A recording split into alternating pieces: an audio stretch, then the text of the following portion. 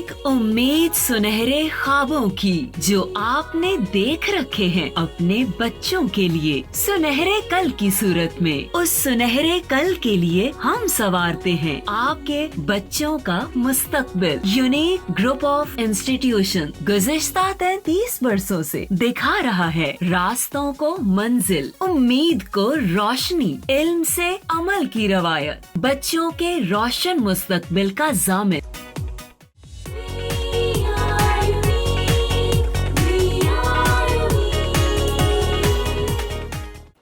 अस्सलाम वालेकुम स्टूडेंट्स, आज के लेक्चर नंबर 33 जिसमें हम चैप्टर नंबर 11 के न्यूमेरिकल प्रॉब्लम्स कर रहे थे। हम इससे पहले बेटा 11.4 तक न्यूमेरिकल प्रॉब्लम एक्सरसाइज वाले कर चुके हैं।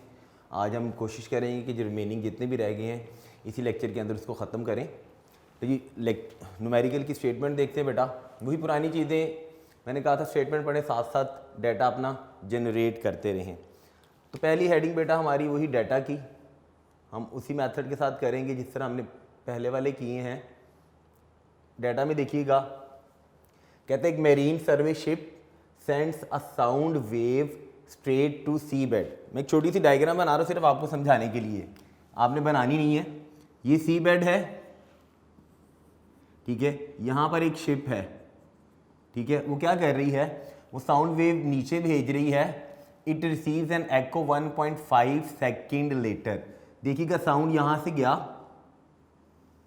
इसको स्ट्राइक करके, दिस इज सी बेड, इसको स्ट्राइक करके बेटा यहाँ से रिटर्न बैक होके वापस आया। जाने के लिए भी उसने टाइम लिया वापस, यानी ये है टाइम जाने का और इधर उसका टाइम वापस आने का। The speed of sound in sea water is 1500। अगर स्पीड ऑफ साउंड हमें v की वैल्यू पता है 1500 मीटर पर सेकेंड, तो हमने क्या फाइंड आउट करना है, find depth of sea at this position. भाई ये पोजीशन, इस पोजीशन पर ये डेप्थ आपने निकालनी है कितनी है। ये डेप्थ का मतलब क्या हो गया, इस शिप से लेकर इस सी बेड तक का क्या चीज़, डिस्टेंस। डिस्टेंस यहाँ पे किस चीज़ को इंडिकेट कर रहा है, डेप्थ को। तो ये हमने डेप्थ फाइंड आउट करके बतानी है। फार्मूला हम वही S is equal to we t का, ठीक है जी। अब आ जाइए ज़रा डाटा की तरफ। A marine survey ship sends a sound wave straight to sea bed. It receives an echo 1.5 second later, यानी 1.5 सेकेंड बाद उसको क्या एको सुनाई दिया। इसका मतलब है टाइम टू हियर एको, कितनी देर बाद उसको सुनाई दिया गया। पहली चीज़ डाटा में क्या आ जाएगी, टाइम टू हियर एको, कितनी देर बाद सुनाई दी उसके, 1.5 सेकेंड बाद। इतना टाइम, यानी एको कब सुनाई देती है, जब साउंड जाता है और रिफ्लेक्ट होके वापस आता है। तो वापस आने में उसको कितना टाइम लगा है, 1.5 सेकेंड का। अब देखिएगा साउंड जब जा रहा था, देखिएगा यहां से यहां तक गया ना, तो यहां से यहां तक जाने वाला उसका क्या है, time to reach sea bed, यानी सी बेड तक पहुंचने के लिए उसने कितना टाइम लिया, time to reach sea bed, उसको हम टी के साथ रिप्रेजेंट करेंगे। फिर सुन लीजिए, ये 1.5 सेकेंड वाला टाइम क्या है, साउंड यहां से गया, स्ट्राइक करके वापस आया। इसका मतलब हमें तो एक ही टाइम चाहिए ना, यहाँ जाने वाला या आने वाला टाइम, ठीक है। तो हम एक ही टाइम कंसीडर कर लेते हैं कि जब साउंड यहाँ से गया और सी बेड को जब उसने स्ट्राइक किया तो वो टाइम कितना, इस टाइम का हाफ हो जाएगा, यानी ये टाइम था 1.5 सेकेंड, इस 1.5 सेकेंड का हाफ। फिर मैं बता रहा हूँ मैंने हाफ क्यों लिया, क्योंकि डबल टाइम है ये, एको में डबल टाइम कंज्यूम होता है।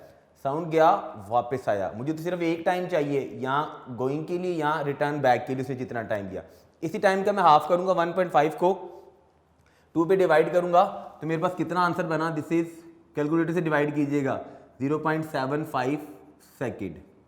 ये मेरे पास किसकी वैल्यू आ गई है, टी की। और उसने क्या बताया हुआ है डाटा के अंदर, the speed of sound in sea water is 1500। ये भी डाटा के अंदर आएगी हमारी बात। स्पीड ऑफ साउंड किसमें, इन सी वाटर। स्पीड को हम रिप्रेजेंट करते हैं किसके साथ, v के साथ, वो वैल्यू बेटा कितनी दी हुई उसने 1500 मीटर पर सेकंड की। इतना सारा डाटा है। Find the depth of sea at this position, कि हमने सी की डेप्थ फाइंड आउट करनी है इस पोजीशन पर। डेप्थ ऑफ सी का मतलब क्या है, ये है ना डेप्थ, ही डिस्टेंस। वो डिस्टेंस को हम किसके साथ रिप्रेजेंट करेंगे, या डेप्थ को किसके साथ रिप्रेजेंट करेंगे, एस के साथ। तो फाइंड आउट में डाटा के बाद अगली हेडिंग हमारी बेटा क्या चीज़, टू फाइंड। टू फाइंड में हमने सिर्फ क्या फाइंड आउट करके बतानी है, इतना सारा portion, depth of sea at this position. ले जी यहां पे आ गई क्या चीज, डेप्थ ऑफ सी, उसको हम किसके साथ रिप्रेजेंट करेंगे, एस के साथ। फॉर्मूला देखिएगा, इसको टाइम को और वी को मिला के एक ही रिलेशन बनता है हमारा ये। तो फार्मूला हमारा जो हमने फार्मूला यूज करना है,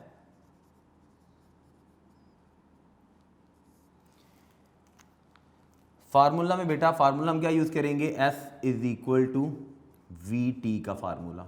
इसमें हमने फाइंड आउट क्या करना है, S ही फाइंड आउट करना है। ये फार्मूला हो गया। फार्मूला के बाद सोल्यूशन देखिएगा, ये मैं डायग्राम इरेज कर रहा हूँ, सिर्फ समझाने के लिए बताई थी, आपको कोई ज़रूरत नहीं इसको साथ ड्रॉ करने की।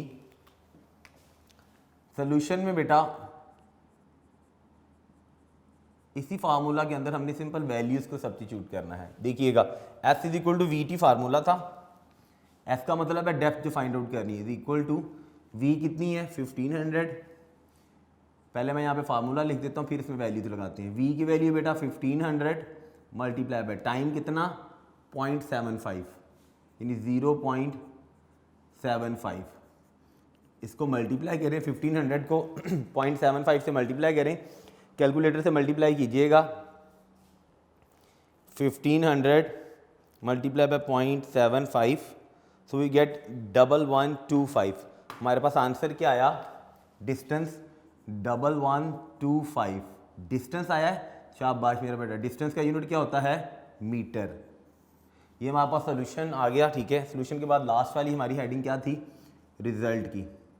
रिजल्ट क्या आया, मैं बड़ी दफ़ा बता चुका हूँ कि रिजल्ट वो चीज़ होती है जो हमने फाइंड आउट करनी होती है। तो रिजल्ट क्या है हमारा, हमने क्या निकाली है, ये डिस्टेंस एस जो था, ये क्या थी असल में बेटा, that is depth of sea. S is equal to कितना 1125 और यूनिट क्या था, मीटर। ले जी ये न्यूमेरिकल हमारा सॉल्व हो गया। दूसरा वाला न्यूमेरिकल देखिए 11.6, उसमें कहता है a student clapped his hand near a cliff. छोटी सी डायग्राम बना के समझाता हूँ। यहाँ पे एक स्टूडेंट खड़ा है, ठीक है जी। स्टूडेंट ने यहाँ पे क्या किया, क्लैप किया। इसके सामने यहाँ पे एक क्लिफ है, ठीक है जी। अब देखिए, and heard the echo after 5 second. भाई यहां से क्लैप किया, साउंड यहां से इधर गया और फिर वापस आया, यानी जाने के लिए भी उसने एक टाइम लिया और आने के लिए भी उसने टाइम लिया। ये उसको एको, जाने का और वापस आने के टाइम से क्या चीज़ प्रोड्यूस हुई है, जो एको उसको सुनाई दिया है वो कितनी देर बाद सुनाई दिया है, 5 सेकेंड बाद। भाई 5 सेकंड बाद उसको एको सुनाई दिया। तो हमने ये टाइम 5 सेकंड का तो नहीं ना काउंट करना, हमें तो टाइम यहाँ इधर जाने वाला या वापस आने वाला एक टाइम हमें रिक्वायर्ड है ना, तो हम इसीलिए इस टाइम का क्या ले लेते होते हैं, हाफ ले लेते होते हैं। अब जी फिर वही बात, पहली चीज बेटा डाटा में क्या है, and heard the echo after 5 second. Echo की आवाज उसको सुनाई दी 5 सेकंड बाद, इसका मतलब है फिर वही चीज, टाइम टू हियर एको। कितनी देर बाद एको सुनाई दी है उसको, 5 सेकंड बाद। कितनी देर बाद एको सुनाई दी, आफ्टर 5 सेकंड बाद। अब देखिएगा, यहां था स्टूडेंट, उसने क्लैप किया, तो ये टाइम है ना, टाइम टू रीच, यानी यहां से लेकर साउंड ट्रेवल करके गया, इस क्लिफ को स्ट्राइक किया, जिसका मतलब है टाइम टू रीच क्लिफ है वो हमारा होगा t. Time to reach cliff, भाई क्लिफ तक पहुंचने में उसने जो टाइम टी लिया है, पहुंचने में सिर्फ, वो क्या है, इस टाइम का हम क्या ले लेंगे बेटा, हाफ। 5 को डिवाइड कर देंगे 2 से, सो वी गेट 5 को डिवाइड किया 2 से 2.5 सेकेंड। ये आ गया हमारा t। तो जो और डाटा में इसमें क्या बताया हुआ है, if the speed of sound is taken as 346। दूसरी चीज डाटा में क्या आएगी, स्पीड ऑफ साउंड v के साथ रिप्रेजेंट करते हैं, वो कितनी है 346 मीटर पर सेकेंड। फाइंड क्या करना है, what is distance of cliff from student. भाई डिस्टेंस ये है ना मेरा बेटा, ये देखो ये थी क्लिफ, सॉरी ये था स्टूडेंट, ये था क्लिफ, तो ये सारा डिस्टेंस है ना, वापसी वाला डिस्टेंस तो नहीं है, एक ही डिस्टेंस कंसीडर होगा ना यहां से लेकर यहां तक का। तो ये इन दोनों के दरमियान जो एस है ये हमने फाइंड आउट करना है, यानी distance of cliff from student, यानी distance between student and cliff, यही बात होगी ना। तो फाइंड आउट में हमने क्या करना है, फाइंड में मेरा बेटा या टू फाइंड में क्या चीज आएगी, distance of student from Cliff, या खाली आप डिस्टेंस लिख लें, जो मर्जी लिख लें जी। डिस्टेंस ऑफ स्टूडेंट कहां से, फ्रॉम क्लिफ से। उस डिस्टेंस को मैं किसके साथ रिप्रेजेंट करूंगा, एस के साथ। ठीक वही बात, फार्मूला डिस्टेंस, स्पीड और टाइम एक ही रिलेशन में बनता है। तो यहां पे हमारा जो फार्मूला यूज होगा बेटा, फार्मूला वही S is equal to we t का हमने अपने टॉपिक्स के अंदर पढ़ा हुआ है। फार्मूला जी हमारा बनेगा S is equal to we t. बस आपने ये चीज़ याद रखनी है कि इस टाइम का आपने हाफ लेना है, ये पूरा अगर आप टाइम ले लेंगे तो आपका आंसर गलत आ जाएगा। फार्मूला ये था जी। सोल्यूशन की तरफ आते हैं। सोल्यूशन में इसी फार्मूला को बेटा यूज़ करें। Solution S is equal to we T formula use किया,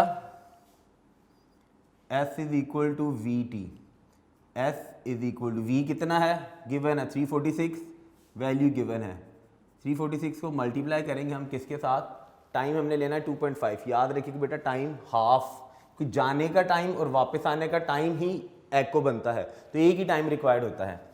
346 को मल्टीप्लाई करेंगे किसके साथ, 2.5 के साथ। मल्टीप्लाई करके देखते हैं हम, 346 को 2.5 से मल्टीप्लाई करते हैं तो आंसर देखते हैं जी क्या बनता है। 346 मल्टीप्लाई बाय 2.5 वी गेट 865। ये हमारे पास कितना आया 865, और डिस्टेंस था तो यूनिट उसका क्या आएगा मीटर। ये सोल्यूशन हो गया। लास्ट में मेरा बेटा फिर वही हेडिंग रिजल्ट। रिजल्ट में क्या चीज़ हमने फाइंड आउट की है, distance of student from Cliff. पूरा लिख दें ये खाली इतना लिख दें, एक ही बात है, डिस्टेंस ऑफ स्टूडेंट कहाँ से, फ्रॉम क्लिफ से। एस इज इक्वल टू कितना निकाला है जी 865, और यूनिट उसका क्या था मीटर जी। ले जी बेटा ये न्यूमेरिकल भी सॉल्व हो गया। देखते हैं हम न्यूमेरिकल नंबर 11.5 11.6 हो गया, 11.7 देखते हैं उसकी क्या स्टेटमेंट है जी बेटा। 11.7 न्यूमेरिकल की स्टेटमेंट देखते हैं, उसमें ये कह रहा है a ship sends out ultrasound that return from the sea bed and is detected after 3.42 second. फिर एक छोटी सी डायग्राम देखिएगा, सेम ही न्यूमेरिकल्स हैं बेटा सारे। ये है सी बेड, यहाँ पर एक शिप है, ठीक है। पहले डायग्राम समझ लें फिर हम डाटा की तरफ जाते हैं। कहते हैं शिप अल्ट्रासाउंड भेज रहा है जो रिटर्न हो रहा है फ्रॉम सी बेड, रिटर्न हो रहा है यानी गया अल्ट्रासाउंड, स्ट्राइक किया, स्ट्राइक करने के बाद ये वापस आया, ठीक है। यानी ये उसका रिटर्न पाथ है, ये वाला वापस आने का रास्ता, ठीक है जी। कितनी देर बाद वापस आ रहा है, 3.42 सेकेंड बाद, यानी जाने में और वापस आने में जब यहां पर वो डिटेक्ट हुआ तो उसने टोटल टाइम कितना लिया, 3.42 सेकेंड का सारा टाइम। किस चीज के लिए, detection. If the speed of ultrasound through the sea water is, अगर कहता है ये सी वाटर के अंदर स्पीड v होती है 1531 मीटर पर सेकेंड है, तो हमने क्या फाइंड आउट करना है, what is the distance of sea bed from the ship. देखिएगा वही पुराना वाला न्यूमेरिकल, ये शिप था यानी यहां से लेकर यहां तक ये सी बेड है, तो ये सारा मेरा बेटा क्या निकालना है हमने, यानी ये एक्चुअली डेप्थ है ना, डेप्थ क्या है हमारा, हमने इसको क्या लेना है, डिस्टेंस। ठीक होगी बात। तो पहली बात, डेटा में वही 5 हेडिंग्स, डेटा में क्या चीज, ये जो 3.42 सेकंड है ये time of detection of sound के द्वारा उसको साउंड क्या हुआ है, डिटेक्ट हुआ है। तो time of detection of sound, पहली चीज क्या आ जाएगी, time of detection of sound. कितना टाइम लिया उसने भाई, 3.42 सेकंड का, 3.42 सेकंड का। अच्छा जी, उसके बाद क्या चीज है, देखिएगा ये साउंड यहां से गया, रिटर्न बैक होके वापस आया, हमें तो एक ही टाइम चाहिए ना, यहां ये टाइम ऑफ सेंडिंग ऑफ, ये सेंड हो रहा है ना, time of sending of sound या time of returning of sound, कोई एक टाइम हमने कंसीडर करना है, दोनों तो नहीं ना लेने होते टाइम, यानी जाने में और वापस आने में टोटल इतना था, तो यहाँ जाने वाला टाइम ले लें या वापस आने वाला टाइम ले लें, जो मर्जी लिख लें। तो मैं जाने वाला टाइम लिख रहा हूं, टाइम ऑफ सेंडिंग साउंड, दोनों एक ही हैं, टाइम ऑफ सेंडिंग साउंड, उसको मैं टी के साथ रिप्रेजेंट करूंगा, वो मैं क्या लूंगा, इसका हाफ, 3.42 है, हाफ का मतलब है 2 से डिवाइड, फिर मैं बता रहा हूं हाफ हम इसलिए लेते हैं कि हमारे पास ये डबल टाइम आ रहा होता है, जाने का और आने का, ठीक है, डिटेक्शन तो तब ही होगी ना, इसका हाफ लिया तो इसका मतलब है टी मेरे पास क्या आ गया, मैं 3.42 को 2 पे डिवाइड कर लूं, कैलकुलेटर से कीजिएगा, 3.42 divided by 2, so I get 1.71। Time कितना आ गया मेरा बेटा, 1.71, और यूनिट उसका क्या चल रहा है, सेकंड। और डाटा में क्या चीज़ हमने लिखनी है, स्पीड है, किसकी, speed of ultrasound through the sea water कितनी है, 1531, तो स्पीड ऑफ साउंड, अल्ट्रासाउंड लिख लें जी, स्पीड ऑफ अल्ट्रासाउंड, स्पीड को मेरा बेटा किसके साथ रिप्रेजेंट करेंगे, वी के साथ, वो कितनी है जी, 1531 मीटर पर सेकंड की जी। ले, जितना सारा डाटा है, फाइंड हमने क्या करना है, what is the distance of sea bed from the ship, sea bed का डिस्टेंस कहाँ से, शिप से, ये सी बेड था, ये शिप था, तो इन दोनों के दरमियान ये जो डेप्थ है वही डिस्टेंस है हमारा। लो जी बेटा, टू फाइंड में, टू फाइंड में हमने क्या निकालना है, डिस्टेंस, डिस्टेंस या डेप्थ एक ही चीज होगी, यानी हमने क्या फाइंड आउट करना है बेटा, डिस्टेंस किसका, सी बेड का, कहाँ से, फ्रॉम शिप से जी।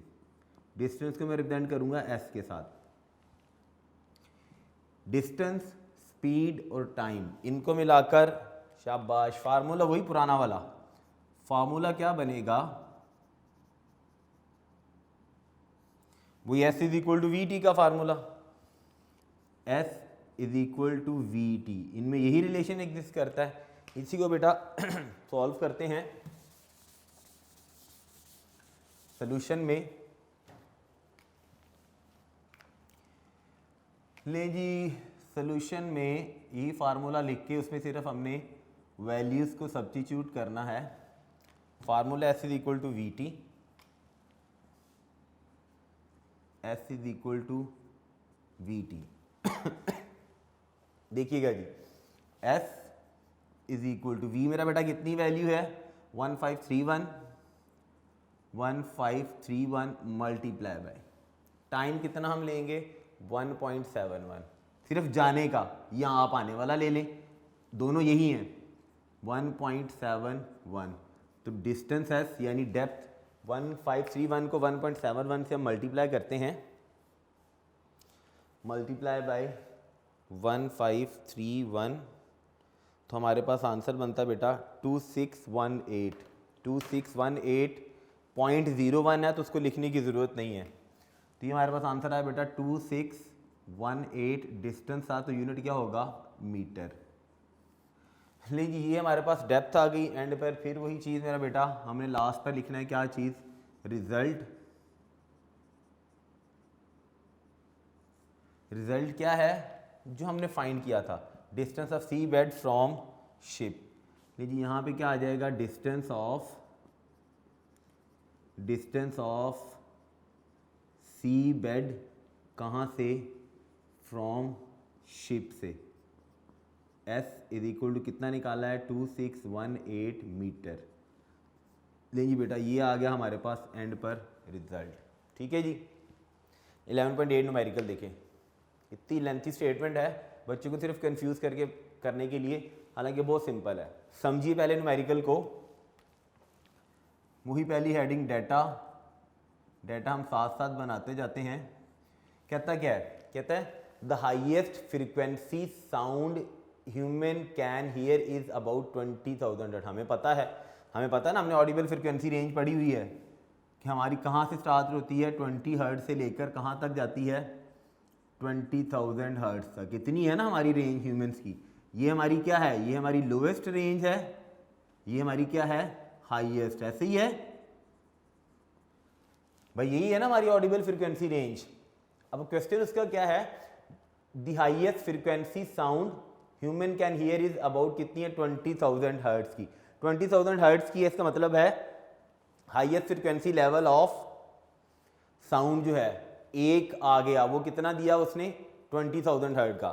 तो पहला वाला डाटा में क्या चीज आ गई, हाईएस्ट फ्रीक्वेंसी ऑफ क्या चीज, साउंड। वो कितनी गिवन है, एफ कितनी गिवन है जी, 20,000 हर्ट्ज की। मैं इसको F1 ले लेता हूँ क्योंकि एक और भी मेरे पास उसने फ्रीक्वेंसी दी हुई है, लोएस्ट भी दी हुई है। यहाँ पे लोएस्ट भी किसी जगह पे लिखी हुई है, अभी देख लेते हैं। अच्छा, कहता what is the wavelength of sound in air at this frequency. भाई इस हाईएस्ट फ्रीक्वेंसी पर हमने क्या चीज फाइंड आउट करनी है, wavelength at temperature of 20 Celsius. Temperature का तो हमने किसी जगह पर जिक्र ही नहीं करना क्योंकि टेम्परेचर हमारे किसी भी स्टेटमेंट के अंदर यूज नहीं होना। अब कहता है what is the wavelength of the lowest sound we can hear of about कितनी है, 20। ये देखिए ये भी गिवन है ना एक 20 हर्ट्ज की, तो इसका मतलब ये 20 हर्ट्ज कौन सी हो गई, लोएस्ट हो गई जी। दूसरी चीज डाटा में क्या आ गई, लोएस्ट फ्रीक्वेंसी ऑफ साउंड, उसको मैं किसके साथ रिप्रेजेंट करूंगा, F2 के साथ। वो कितनी गिवन है, 20 हर्ट्ज की। ये नाम भी उसने बताई होती है ना हमें वैल्यूज, तो हमें पता होनी चाहिए कि ह्यूमंस की लोवेस्ट फ्रीक्वेंसी कितनी है, 20, हाईएस्ट कितनी है, 20,000 हर्ट्ज की। लो जी, अब हमने दो चीज़ें, ये डाटा हो गया, और कोई चीज़ गिवन है जी, हाँ बिल्कुल गिवन है। Assume the speed of sound in air at 20 Celsius, कि 20 सेल्सियस टेम्परेचर पर स्पीड ऑफ साउंड कितनी बता रहा है, 343 बता रहा है। लो जी, ये चीज़ भी डाटा के अंदर लिख लेते हैं हम। स्पीड ऑफ साउंड इन किसमें, एयर में, v कितनी है जी, 343 मीटर पर सेकेंड। तो जी हमने इसी स्पीड पर ये दो डिफरेंट फ्रीक्वेंसीज यूज करके हमने क्या बतानी है, दो डिफरेंट वेवलेंथ बतानी है। एक वेवलेंथ यहां पे उसने पूछी है, देखिएगा वेवलेंथ ऑफ साउंड, ये जो वेवलेंथ है हाईएस्ट के साथ है जी। दूसरी वेवलेंथ उसने पूछी है किसके साथ है जी, लोएस्ट के साथ है जी। तो जी टू फाइंड में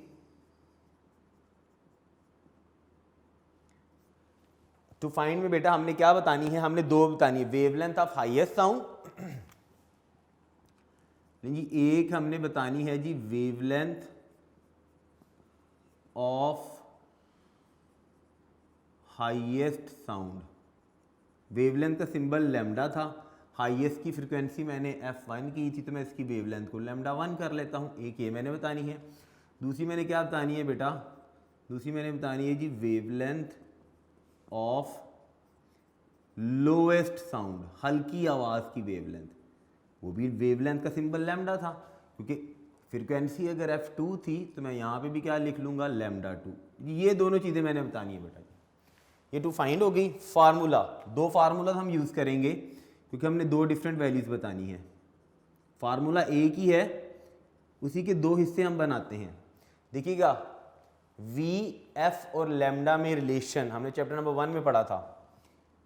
v इज इक्वल टू क्या चीज़, एफ लेमडा, फार्मूला यही है ना जी, v तो यही रहेगा, यहाँ पे हम क्या यूज़ करेंगे f1 और लेमडा 1। ऐसे ही हम एक और फार्मूला यूज़ करेंगे v इज इक्वल टू, क्योंकि दोनों के लिए v सेम है, ये सेम है, ये उसने चेंज नहीं किया, 343 मीटर पर सेकेंड। तो यहाँ पे क्या आएगा, f2 लेमडा 2 जी।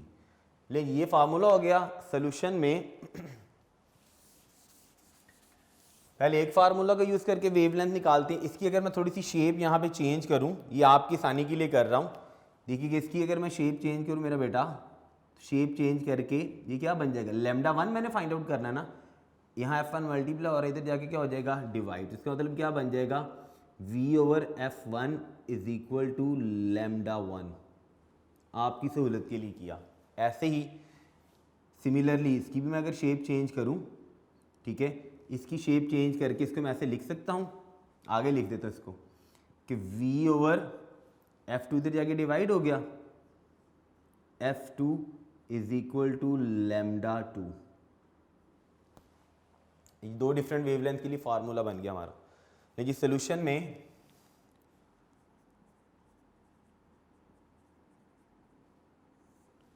बेटा पहले हम ये फार्मूला यूज़ करेंगे लेमडा 1 निकालने के लिए, फिर हम लेमडा 2 फार्मूला यूज़ करेंगे दोनों के लिए। दोनों फार्मूला में मेरा बेटा हमारी जो v की वैल्यू है वो सेम ही है। तो पहले मैं पहला वाला फार्मूला लिख रहा हूँ, उसके साथ हम आंसर निकालते हैं, lambda 1 is equal to v over f1।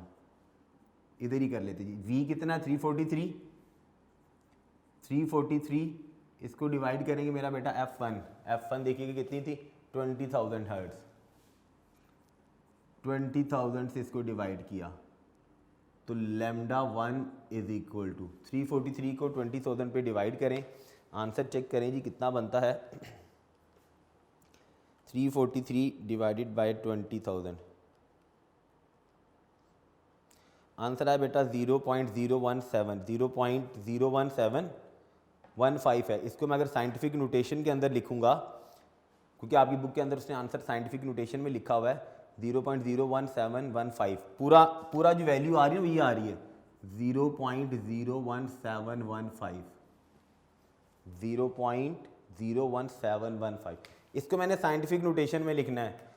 Math में आपने पढ़ा साइंटिफिक नोटेशन क्या होती है, यानी ये मेरा सबसे पहला वाला नॉन जीरो डिजिट है, तो पॉइंट ने यहाँ पर शिफ्ट होना है ना, जब इस पॉइंट को मैं इस जगह पर शिफ्ट करूँगा तो this become 1.71 multiply by 10 raise to power, कितने डिजिट्स मूव किए हैं, 2, तो यहाँ पे क्या आ जाएगा, लेफ्ट से मैं राइट पर गया तो -2, ये मेरे पास क्या आ गई वैल्यू बेटा, दिस इज लेमडा 1।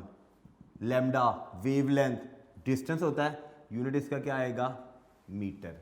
ये एक वैल्यू मेरे पास आ गई 1.71, यही आंसर आपकी बुक के अंदर भी है। 1 आपकी मर्जी है एंड वाला लिखना ना लिखें, आपकी बुक में आंसर 1.7 लिखा हुआ है, तो आप 1.71 भी लिख लें, बिल्कुल सही है। दूसरी चीज़ बेटा हमने क्या फाइंड आउट करनी है, दूसरी वेवलेंथ। ये वेवलेंथ हमारी किस फ्रिक्वेंसी पर, 20 हर्ट्ज फ्रिक्वेंसी पर। ऐसे ही बेटा जी दूसरा फार्मूला यूज़ करें, lambda 2 is equal to v over f2। v कितनी है, दोनों के लिए सेम थी,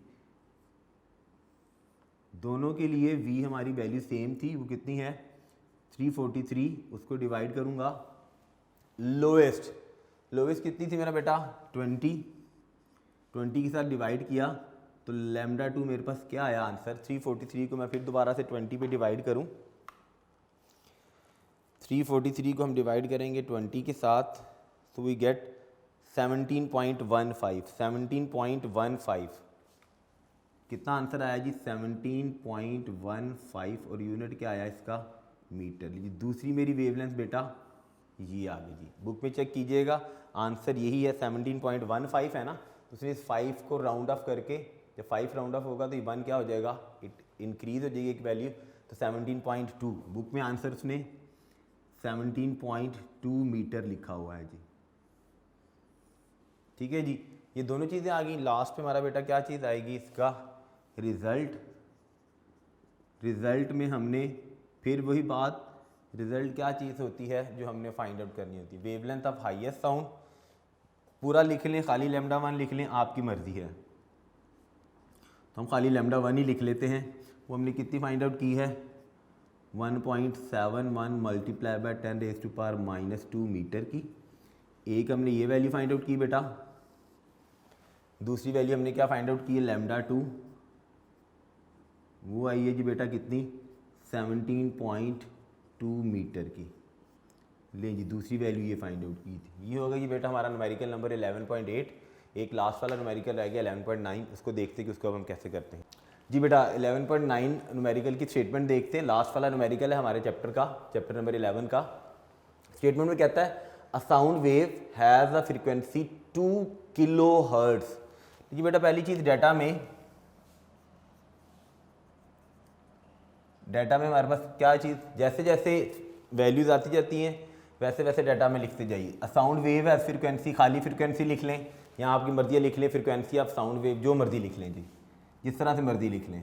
पूरी लिख के बताएंगे एग्जामिनर को फ्रीक्वेंसी ऑफ किस चीज़ की, साउंड वेव की। फ्रीक्वेंसी को एफ के साथ रिप्रेजेंट करते हैं, वो उसने दी हुई 2 किलोहर्ट्ज़। शाबाश मेरा बेटा। साथ ही यूनिट चेंज करने, क्योंकि फ्रीक्वेंसी का यूनिट हर्ट्ज़ था तो मैं इसका यूनिट इधर ही चेंज करने लगा हूँ। किलो का मतलब होता है 10⁻3, तो 2 मल्टीप्लाई बाय 10⁻3 का मतलब क्या है 1000 हर्ट्ज़। 2 को 1000 से मल्टीप्लाई किया सो वी गेट 2000 हर्ट्ज़। ये मेरे पास आ गई F frequency. And wavelength 35 centimetre. किसकी वेवलेंथ है, वेवलेंथ ऑफ साउंड वेव। लो जी दूसरी चीज़ बेटा क्या आ गई, wavelength of sound wave. Wavelength का सिंबल लैम्डा होता है। कितनी वैल्यू गिवन है 35 सेंटीमीटर। शाबाश मेरे बेटा। डिस्टेंस है ना वेवलेंथ, सेंटीमीटर आया, हमें पता है यूनिट क्या होता है मीटर, तो इधर इसका यूनिट भी चेंज कर लें। मीटर में चेंज करने के लिए हमें पता 1 मीटर में 100 सेंटीमीटर होते हैं। सेंटीमीटर स्मॉलर यूनिट है, मीटर लार्जर यूनिट है, तो इसको 100 से डिवाइड करना पड़ेगा। तो ये 35 को डिवाइड कर दें 100 से, 100 से 35 को डिवाइड किया तो we get 0.35 and now the unit is metre. ये मेरे पास वेवलेंथ आ गई। How long will it take, ये तो आना मेरा टू फाइंड में, कितनी देर लगेगी टू ट्रैवल 1.5 किलोमीटर। ट्रैवल का मतलब है 1.5 किलोमीटर को उसने क्या कवर किया है, डिस्टेंस। लो जी डिस्टेंस ट्रैवल्ड कितना है, डिस्टेंस ट्रैवल्ड एस कितना है जी 1.5 किलोमीटर। शाबाश मेरा बेटा। यूनिट चेंज करना है, किलोमीटर नहीं, डिस्टेंस का यूनिट हमने पढ़ा था 9th में मीटर, इसको भी चेंज करें। 1 किलोमीटर में 1000 मीटर होते हैं, तो इसको मैंने 1000 से मल्टीप्लाई करना है। 1.5 को मल्टीप्लाई किया किसके साथ, 1000 मीटर्स के साथ। 1.5 को 1000 से मल्टीप्लाई करें तो हमारे पास आंसर कितना आता है 1500। ठीक है, पॉइंट खत्म किया, नीचे 10 आया, 1 0 कैंसिल होके, तो 1500 मीटर ये हमारे पास डिस्टेंस आ गया है। इतना सारा डाटा था हमारा। डाटा के बाद हमने क्या करना है, फाइंड आउट क्या करना है। फाइंड आउट हमने एक ही चीज़ करनी, बड़ी आसान सी और बड़ी सिंपल सी और बड़ा इंपॉर्टेंट न्यूमेरिकल है, पेपर में अक्सर आ जाया करता है, ज़रा टेक्निकल सा, सीधा नहीं है। How long will it take to travel, किसको, साउंड वेव ने कितना टाइम लेना है ट्रैवलिंग के लिए। तो हमने क्या चीज़ फाइंड आउट करनी है बेटा, टाइम टू ट्रैवल, या खाली टाइम लिख लें, आपकी मर्जी है, जिस तरह से मर्जी कर लें जी। हम लिख लेते हैं जी टाइम, और टाइम को लिखते हैं हम टी के साथ। ये हमने फाइंड, ये कौन सा टाइम है, साउंड वेव को इतना डिस्टेंस ट्रैवल करने के लिए इस वेवलेंथ के साथ और इस फ्रीक्वेंसी के साथ कितना टाइम लगेगा, तो टाइम टी हमने फाइंड आउट करना है। सोल्यूशन में आ जाइएगा, ध्यान से देखिएगा बेटा, थोड़ा सा टेक्निकल है न्यूमेरिकल। सोल्यूशन से पहले हमारा फार्मूला ले जी, फार्मूला हमारे पास देखिएगा क्या क्या वैल्यू गिवन है, लैम्डा, डिस्टेंस, फ्रीक्वेंसी, इन तीनों को मिला के मैंने फार्मूला बनाना है ना, और मैंने फाइंड आउट करना है टी। तो हमने दो फार्मूलाज पढ़े हुए, हमने फार्मूला एक पढ़ा हुआ क्या, V is equal to F lambda, एक हमें फार्मूला आता है जी S is equal to we t. हम पहले इस फार्मूला नंबर 1 को यूज़ करके स्पीड निकालेंगे, फिर इसी स्पीड की वैल्यू हम यहाँ पर सब्स्टिट्यूट करेंगे तो हमारे पास क्या आ जाएगा, यानी फार्मूला नंबर 2 है उसको यूज़ करेंगे तो हमारे पास क्या आ जाएगा, टाइम है। पहले हम फार्मूला 1 यूज़ कर रहे हैं, फ्रॉम लिख लें फ्रॉम 1, हमें पता है कि जी v किसकी इक्वल होता है f लैम्डा के। हम स्पीड भी तो निकाल लें ना ज़रा अपनी। f की वैल्यू मेरा बेटा कितनी है 2000 मल्टीप्लाई बाय लैम्डा मैंने कितना निकाला था 0.35 ले जी speed v is equal to 2000 को 0.35 से मल्टीप्लाई करें, देखिएगा आंसर क्या बनता है 2000 को मल्टीप्लाई किया 0.35 के साथ, सो वी गेट 700। स्पीड कितनी आ गई 700 और यूनिट क्या आएगा शाबाश मीटर पर सेकंड। ये मेरे पास एक v आ गया। ये v मैंने क्यों फाइंड आउट किया, स्पीड ऑफ साउंड मैंने इसलिए फाइंड आउट की कि मैंने अपनी इस फार्मूला में यूज़ करनी है, s is equal to we T formula में यूज़ करनी है जी। As we know s is equal to क्या है वी टी, यहाँ लिख ले फ्रॉम टू फार्मूला टू जो आपने लिखा हुआ है। s कितना है हमारा बेटा 1500, s की जगह मैंने वैल्यू लगाई 1500 इक्वल टू साथ साथ रहिएगा बेटा, स्पीड मैंने अभी कितनी फाइंड आउट की है 700। लीजिए यहाँ पे आ गया 700 मल्टीप्लाई बाय टी तो फाइंड आउट करना है तो उसको मैं वैसे ही लिख दूंगा। ले जी 1500 को 700 से डिवाइड करें, 1500 डिवाइड क्यों करें, देखिए यहाँ मल्टीप्लाई हो रहा है तो इस तरफ जाके इसलिए क्या हो जाना है डिवाइड, 700 यहाँ पे आ गया इक्वल टू रह गया टी, आसान हल 2 0 कैंसिल हो गए, क्या रह गया मेरे पास 15/7 इज इक्वल टू 15 को 7 से डिवाइड करते हैं तो आंसर देखते हैं जी क्या बनता है 15 डिवाइडेड बाय 7 वी गेट 2.14 आपकी बुक में आंसर लिखा हुआ उसमें 2.1 लिखा हुआ, आपकी मर्जी आप जो मर्जी आंसर लिख दें। हमारे पास टाइम आया बेटा क्या चीज़ टी मेरे पास आई 2.14 पूरी वैल्यू ये आई है, यूनिट उसका क्या था सेकंड था जी शाबाश। ये आ गया जी सोल्यूशन के बाद लास्ट क्या आएगा मेरा बेटा